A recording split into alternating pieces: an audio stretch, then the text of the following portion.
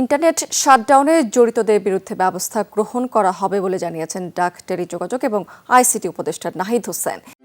যত্ন ভালোবাসা থাকলে সব রান্নাই সুস্বাদু হয়। এসিআই পিওর শাহী বিরিয়ানি মশলা, রান্না হোক ভালোবাসার ভাষা। সকালে সচিবালয়ে তিনি একথা জানিয়েছেন, বলেছেন কথায় কথায় ইন্টারনেট বন্ধ করা চলবে না, তারুণ্য নির্ভর আইসিটি খাত গঠনে কাজ করবে বলেও জানিয়েছেন তিনি। বলেছেন কোনো প্রকার দুর্নীতিকে প্রশ্রয় দেওয়া হবে না। ইন্টারনেট ব্যবহারটা কিন্তু এটা একটা ডিজিটাল রাইটস পরিণত হয়েছে, এটা একটা মানবাধিকারের বিষয়। তো ইন্টারনেট বন্ধ বলেন বা সেটাকে সীমিত পর্যায়ে নিয়ে আসা, এই মানবাধিকার বিষয়টাকে মাথায় রেখেই করতে হবে, যাতে কারো মানবাধিকার লঙ্ঘিত না হয় এবং তথ্যের অবাধ প্রবাহ থাকে, যাতে সাংবাদিক সহ শুরু করে সবাই সেই সত্যটি জানতে পারে। তবে আমি আজকে চেষ্টা করব প্রথম দিনই যে গত আন্দোলনে যে ডিজিটাল ক্র্যাকডাউন আমরা বলেছি ইন্টারনেট বন্ধ করে, তার তদন্তের জন্য আজকে আমি ব্যবস্থা নেব যে কেন এই ঘটনাটি ঘটেছিল এবং কারা সেটার সাথে জড়িত ছিল।